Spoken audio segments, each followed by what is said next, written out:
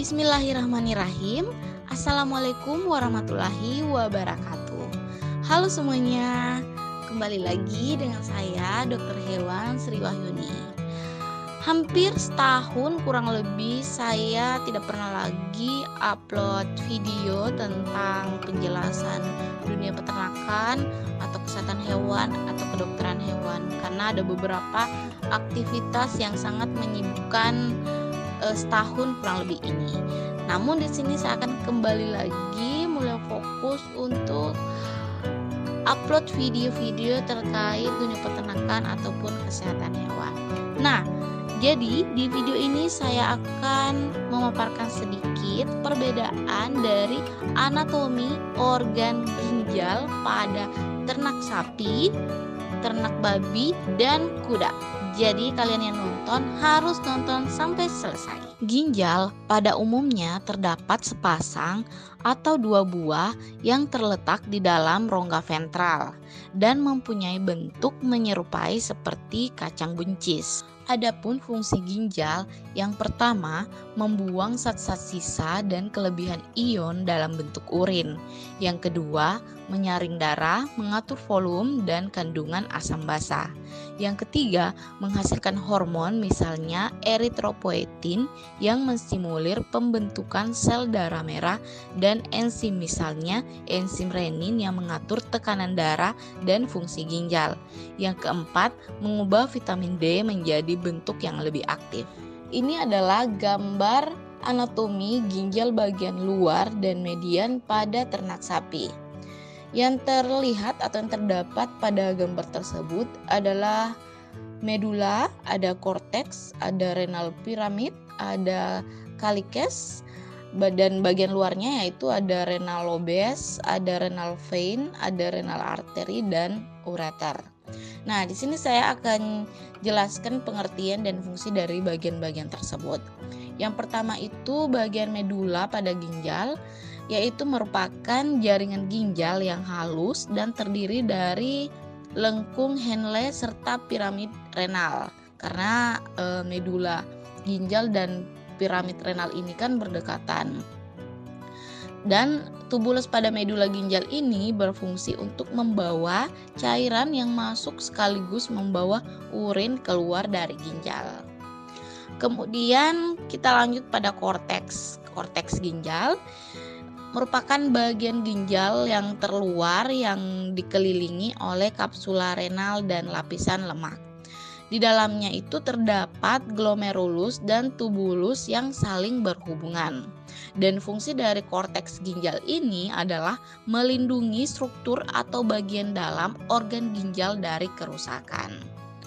Kemudian bagian calyces atau calyces merupakan bagian ginjal yang berbentuk cangkir kecil. Jadi di sini bisa terlihat ya, ada semacam lengkungan atau cangkir kecil yang dimana calyces ini berfungsi untuk mengumpulkan cairan berjalan menuju kantung kemih.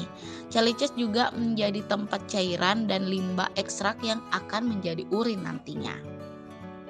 Kemudian renal piramid merupakan struktur kecil yang tadi berdekatan dengan medula ginjal, di mana dia berisi tubulus dan nefron. Tubulus ini berguna mengangkut cairan ke ginjal. Cairan tersebut dapat bergerak menjauh dari nefron menuju struktur dalam yang berguna dan mengumpulkan serta mengangkut urin keluar dari ginjal. Kemudian kita lanjut pada bagian yang di luar dari ginjal, yaitu ada renal lobes, di mana merupakan bagian penyusun ginjal yang berisi bagian-bagian ginjal lainnya. Jadi mereka itu ada banyak jumlahnya.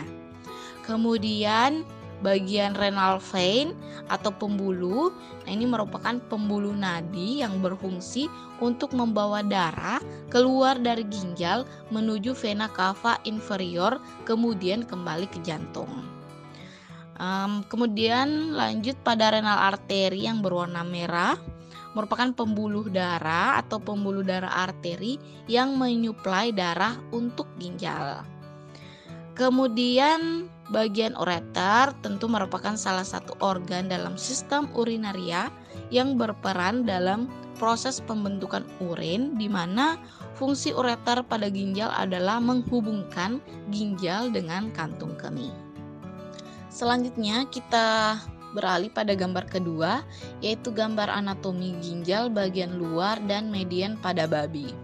Pada babi tidak terdapat renal lobes seperti halnya dengan ginjal pada sapi.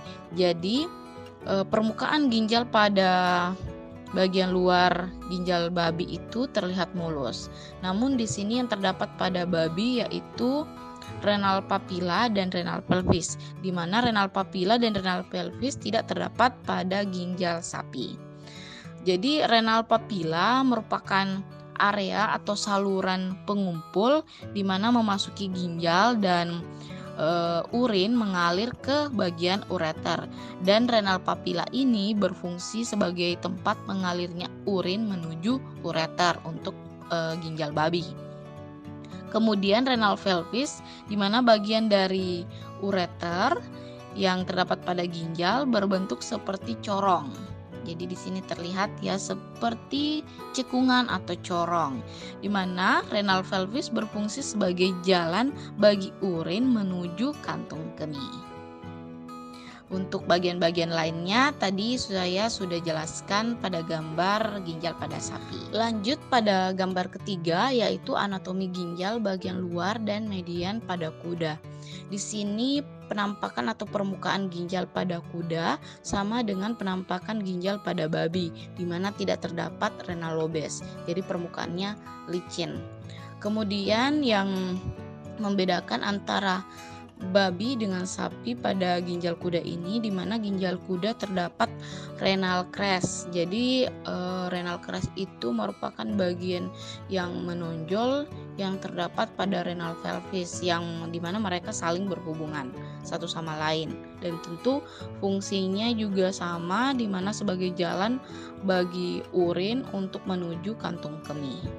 Untuk bagian-bagian lainnya hampir sama, dan juga terdapat renal pelvis yang sama dengan ginjal pada babi, memiliki renal pelvis juga, dan berbeda dengan ginjal pada sapi, di mana ginjal pada sapi tidak ada renal pelvis. Baiklah, sekian dulu pemaparan singkat dari saya tentang perbedaan anatomi ginjal sapi, babi, dan kuda. Jadi saya mau memberitahukan kepada kalian di mana saya mengambil gambar-gambar ginjal sapi, babi, dan kuda.